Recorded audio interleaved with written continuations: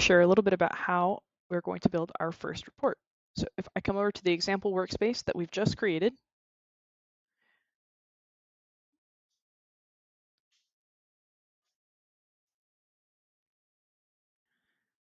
all right, let's create our first report. So as mentioned, I've brought in some artifacts to my first workspace. I have my data and report one. Let's check out my data. If you click into it, I can get some information about this data. And if I create any reports off of this data, I will see those listed below. These are all the connected reports right now, only report one. So coming back to the workspace, I simply have to come over to my data and click create report. This automatically opens the online editor for Power BI. There are a number of things that you can do with the online editor, but there are also a number of limitations. The online editor, for example, does not allow the creation of row-level security or management of measures. Measures are very important for reports, and so in this case, we're going to go ahead and download this report. First, we'll have to save it. I'm going to go ahead and save it as report 2. And I can select the destination workspace, in this case, example 1. Report has been saved. And I will refer to my workspace to see that it is there. Go ahead and download this file. It will prompt you two options. One, a copy of your report and data, or two, a copy with a live connection to data online. What this means is that you will not be downloading the underlying data. You will simply be referring to it while the data remains in the cloud on your Power BI Azure environment.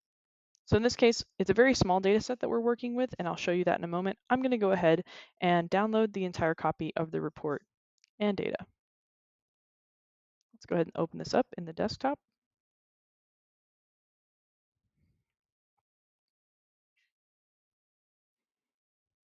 I've also indicated their home country, wherever they're working from at this time, their favorite color, the type of pet that they may own, and their birthday month.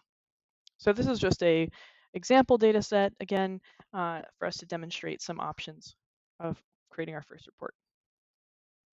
This third tab is the modeling tab. Power BI is built off of star schemas, which we will go into in greater detail on another video. Power BI really is best used with a strong underlying model. It will make your DAX a lot simpler if you're able to create a solid model. So let's create our first visual. Now that we've opened up Power BI on the desktop, we are empowered with a lot more features in order to create visuals. So first, I'm going to create a quick measure, a new measure here that I'm going to call count. And I'm going to use the function count, and I'm going to select name. So I just want to count the number of people that might fit to a certain type of category. So let's first pull in the very first item here, a stacked bar chart. Let's select count and split that up by birthday month. All right, so at a glance, I can see individual count of my colleagues by birthday month. Maybe we try another visual over here. We can also do a vertical bar. Maybe this one, clustered column chart. And again, count as a measure, split over by, let's go type of pet. So not many have a pet in my imaginary environment.